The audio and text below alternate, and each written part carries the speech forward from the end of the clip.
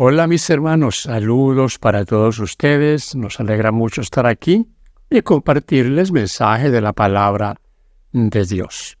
Hay muchas inquietudes, muchas preguntas, conjeturas que hacemos. En la Escritura encontramos algunos pasajes y algunas afirmaciones que posiblemente algunas veces no las leemos correctamente. Y entonces vemos un panorama diferente al que realmente el texto nos quiere dar. Entonces tengo para este programa, para esta parte, dos pasajes bíblicos que vamos a mirar. El primero tiene que ver con la tierra nueva. La tierra nueva. Imagínese usted solamente en pensarlo algo nuevo, ¿cómo ir a ser? Y yo les aseguro que no podemos nosotros, de nuestra condición finita, a veces tan limitada, solamente tener una vislumbre clara de lo que va a ser una tierra renovada, un paraíso, la tierra como un paraíso. Es algo que nos llena de motivaciones, de alegría, un lugar sin dolor, sin muerte. No, es algo que yo sé que a usted y a este servidor nos maravilla y queremos vivir en un lugar así. Pero la pregunta básicamente tiene que ver con el sol y la luna en la tierra nueva. Algunas veces cuando leen el texto, algunos lectores, y no de pronto así de manera desprevenida, dicen, ya no va a haber sol, ya no va a haber luna. La Biblia dice eso. Vamos a leer el texto. Apocalipsis, vamos a mirar Apocalipsis capítulo 21. Apocalipsis capítulo 21, versículo 23. Dice, la ciudad no tiene necesidad de sol, ni de luna que brillen en ella, porque la gloria de Dios la ilumina, y el Cordero es su lumbrera. Y el 24, y las naciones que hubieren sido salvas andarán a la luz de ella, y los reyes de la tierra traerán su gloria y honor a ella. El texto no dice que en la tierra no habrá sol y que no habrá luna. Dice en la ciudad. ¿Qué ciudad? La Nueva Jerusalén. Aquella que aquí mismo dice que descenderá del cielo. No en la Jerusalén que tenemos hoy, no. Esa Jerusalén va a desaparecer. Es la Nueva Jerusalén, la ciudad de Dios, que descenderá y que será la capital de la tierra, de este nuevo mundo creado o recreado por Dios. Entonces, fíjense ustedes que el texto es claro. No vio, dice Juan, no vio en ella, no vi en ella necesidad de luz de sol.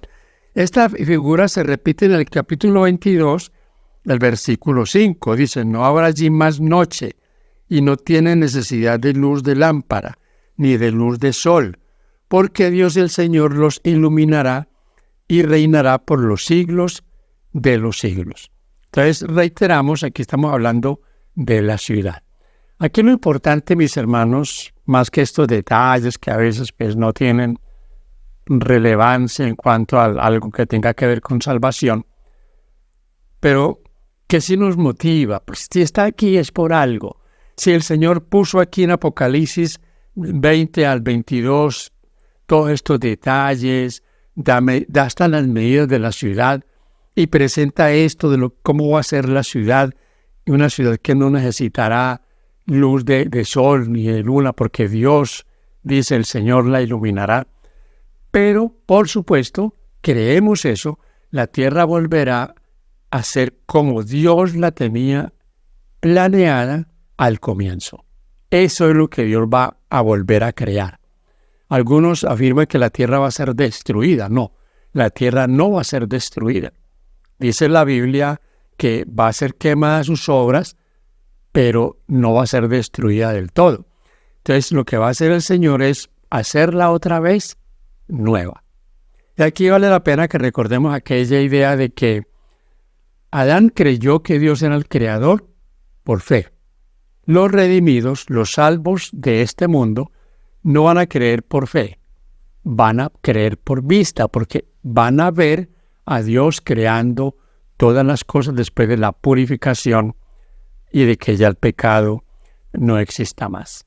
Y aquí vale la pena que, como algo adicional, recordemos, mis hermanos, que esto que estamos hablando de una tierra nueva, un mundo de paz, de amor, de gozo, una tierra con animales que no se hacen daño, con árboles majestuosos, Miren, el capítulo 21 de Apocalipsis dice en el versículo 1, y vi un cielo nuevo y una tierra nueva, porque el primer cielo y la primera tierra pasaron, y el mar ya no existía más.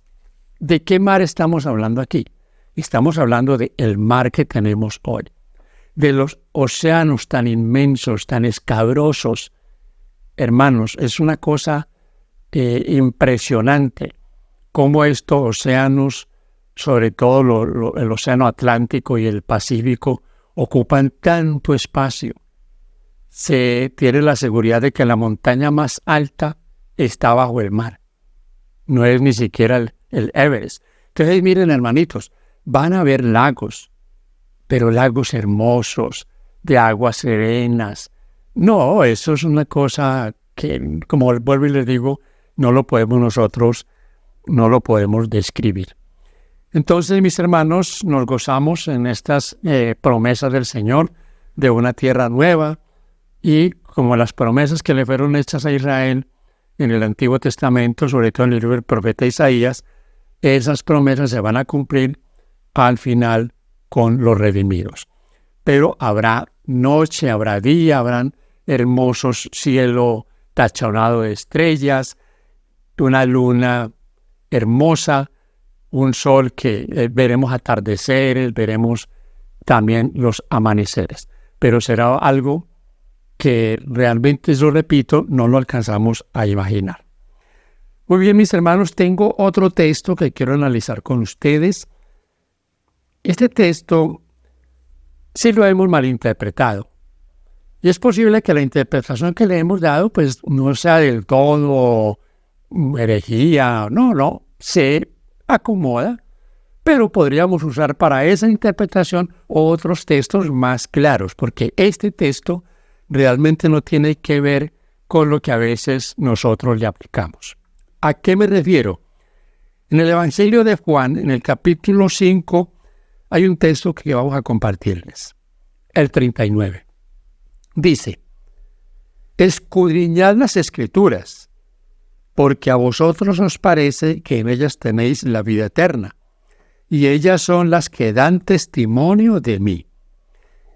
Este no es, mis hermanos, no es una invitación del Señor. No, es una afirmación que Él está haciendo a los judíos.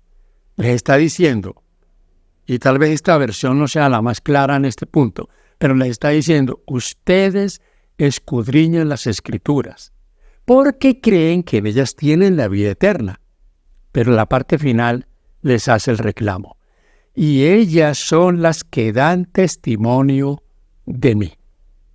Si miramos el contexto, nos damos cuenta de cuál es el problema.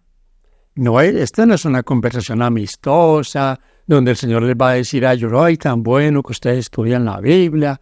Claro, porque sabe que ahí está la vida eterna. No, es más bien algo un poquito, digámoslo, tenso, porque ellos lo están acusando. Y usted ve el contexto de Juan 5, ha sanado a un paralítico, a un lisiado, pero lo sanó en sábado. Y ellos lo que están es acusándolo. Ahora, lo que el Señor les está diciendo, y el reproche que les está haciendo es, ustedes estudian la Escritura, estudian la palabra. Claro, ustedes creen y tienen la seguridad de que en ella está la vida eterna, pero me están rechazando a mí, porque ellas son las que dan testimonio de mí. Toda la Escritura, mis hermanos queridos, los libros de Moisés, los salmos, todo lo que los libros poéticos, los profetas mayores, los profetas menores, todos están siempre apuntando al Mesías sufriente, a aquel que vendría a dar la vida por la humanidad. Yo les he comentado a ustedes algo y aquí lo quiero reiterar. Me he preguntado y me gustaría alguna vez tener a un judío, hasta un rabino, qué sé yo, para hacerle una pregunta muy sencilla. ¿Por qué ellos sacrificaron tantos animales? Y ellos no creen que el Mesías va a morir. Ellos están esperando a su Mesías, porque ellos no creen en Jesús. Están esperando a su Mesías y están esperando que van a volver a hacer sacrificios en el supuesto tercer templo, pero la pregunta es, ¿cuántos animales ellos sacrificaron? ¿Y al son de qué? Si el sacrificio de esos animales estaba apuntando, era sombra de algo venidero mucho mayor, el sacrificio del Mesías, profetizado por Daniel, profetizado en los Salmos. En los Salmos tenemos cantidad de textos que muestran lo que iba a pasar y eso que dicen los Salmos pasó, cada detalle. Entonces, ¿por qué sacrificaban animales si no creyeron en el Señor? Y están pensando que van a tener un tercer templo y que van a volver a sacrificar. Usted puede darse cuenta que ya están criando que vacas rojas y toda esa cosa. Cuando, mis hermanos, eso terminó. El hecho de que en el templo, cuando el Señor murió, el velo se haya rasgado de arriba a abajo, era una prueba de que ya los sacrificios quedaban ya relegados a un segundo plano, ya no era necesario, porque el Cordero de Dios ya había sido sacrificado. Pero ellos nunca lo vieron. Y aquí el Señor, en San Juan 5:39, les está reprochando eso. Fíjense, miramos un poquito el contexto. El versículo 38 dice, ni tenéis su palabra morando en vosotros, porque a quien Él envió vosotros no creéis. ¿Notan el contexto? Y miren el 40. Y no queréis venir a mí para que tengáis vida. Versículo 45. No penséis que yo voy a acusaros delante del Padre. Hay quien os acusará. Moisés, en quien tenéis vuestra esperanza. Moisés, que tenía también la esperanza del Mesías que vendría y que daría su vida por la humanidad y por el mismo Moisés. Entonces, mis hermanos, es interesante este punto. Este texto, yo reitero, lo hemos usado para decir, mira, hay que estudiar la Biblia, y no está mal del todo, pero no es la aplicación primaria que se le debe dar al texto. Ahora, aquí analicemos un poquito y vamos a mirarlo con el contexto de hoy. Los judíos hoy estudian la Torá. Estudian la Torá por la mañana, al mediodía, tienen clases de Torá en la tarde, tienen clases de Torá en la noche. Vaya usted, hábleles de Jesucristo como el Mesías. ¿Qué le van a decir? Que no es el Mesías. Porque interpretaron mal ¿qué? La Biblia, la palabra. Por eso aquí el Señor les dice que ellos escudriñaban buscando la vida eterna, pero no lo habían visto a Él. Y lo hemos leído aquí en este libro. Ahora, eso mismo que pasa hoy, mis hermanos, con los judíos, yo creo que tenemos que mirarlo también en el ámbito nuestro, en nuestra parte, nuestra vida. ¿Estudiamos la Escritura? Sí. Y yo quiero agregar aquí, hermanos adventistas del séptimo día, estudiamos espíritu de profecía. Tenemos los libros de Elena White. Estamos viendo el testimonio del Señor en la Biblia, en los libros del espíritu de profecía. Porque piensen en esto. Hoy tenemos un mundo cristiano, una variedad de ideas en este mundo. Y hablando de los judíos rechazaron a Jesús. Los cristianos hoy, ¿qué rechazan? La ley de Dios. ¿Notan ustedes el paralelo ahí? Unos aceptan la ley, pero rechazan al Salvador, al crucificado. Y los otros aceptan al crucificado como Salvador, pero rechazan la ley. Ella extraño, ¿no? Cómo el enemigo va llevando al ser humano y lo va llevando a esos extremos. Entonces, en el cristianismo se estudia la palabra de Dios y algunos se hacen llamar apóstoles, profetas, maestros, eruditos, sabios, pero, mis hermanos, también ignoran el testimonio del Señor. Ellas son las que dan testimonio de Él. Ejemplo, Él fue el que dijo, no penséis que he venido a abrogar la ley y los profetas. Pero ¿qué dicen? No, eso ya está abolido, eso quiere decir otra cosa, no penséis.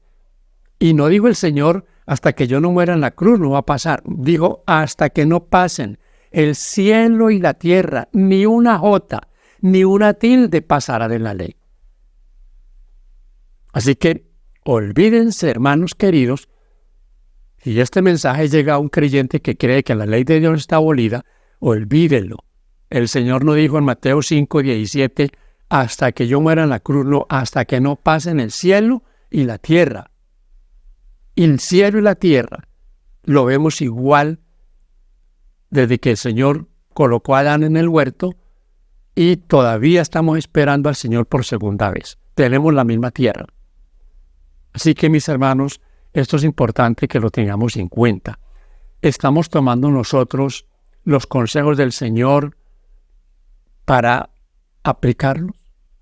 ¿O los leemos, sabemos que debemos tomar correctivos en cosas, pero nos estamos haciendo como los judíos, los de la oreja mocha? Veían en la profecía de las 70 semanas que decía que vendría un Mesías, que sería sacrificado a la mitad de la semana 70. ¿Lo vieron? No lo vieron. Porque a veces solo vemos lo que queremos ver, no lo que dice el texto bíblico. Yo termino diciendo esto, mis hermanos. ¿Cómo identifica usted un verdadero cristiano? A la ley y al testimonio. La ley de Dios es un termómetro para medir al cristiano. Si a usted un cristiano le dice que ya no hay que guardar la ley, que está abolida, que eso era para los judíos, que eso es ley de Moisés, que fue clavada en la cruz, que ya no estamos bajo la ley, y ahí meten la otra cuña para decir, no, es que estamos bajo la gracia. Jamás la gracia es un pasaporte para abolir la ley de Dios. Al contrario, la gracia de Dios es la que nos capacita para obedecer su santa ley. Mi hermano querido, espero que este tema nos ayude, nos dé pautas. Ese es nuestro interés y agradecemos a usted por estar aquí hasta el final y también por compartir el mensaje de la palabra de Dios. Que Dios te bendiga en mi deseo. Nos veremos en un próximo programa referente también a esto de textos difíciles o textos que leemos a veces y le damos interpretaciones que de pronto no son las más apropiadas. Y sobre todo, si usted tiene por ahí algo en lo que quiera que compartamos, colóquenlo ahí en la caja de comentarios. Que Dios los bendiga a todos.